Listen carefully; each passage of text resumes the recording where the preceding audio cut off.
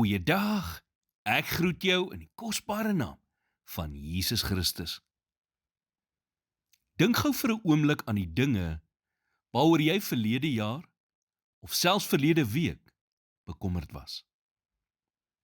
Vra jouself af, het al jou bekommernisse jou situasie beter of slegter gemaak? En hoeveel van dit waaroor jy jou bekommer, het wel plaasgevind? Statistieke wys dat 90% van dit waaroor ons bekommer, nooit gebeur nie. Nie eers om te praat van die fisiese en emosionele tol wat bekommernis op jou liggaam het nie. Navorsing toon dat bekommernis die bloedsomloop, hart, kliere en die hele senuweestelsel negatief beïnvloed. Baie mense sterf as gevolg van bekommernis.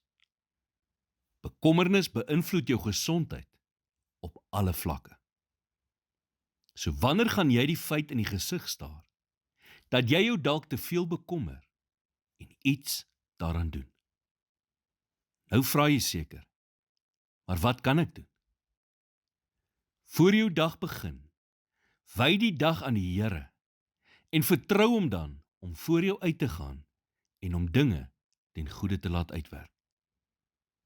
Lê dit wat jy oor bekommer by sy voete neer, nog voor jou dag begin.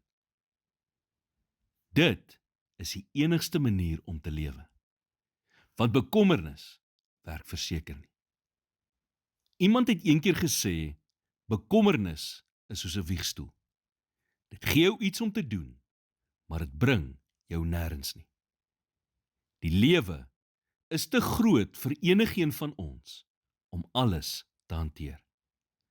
So wanneer bekommernis jou gedagtes tuister, bring dit onmiddellik voor God.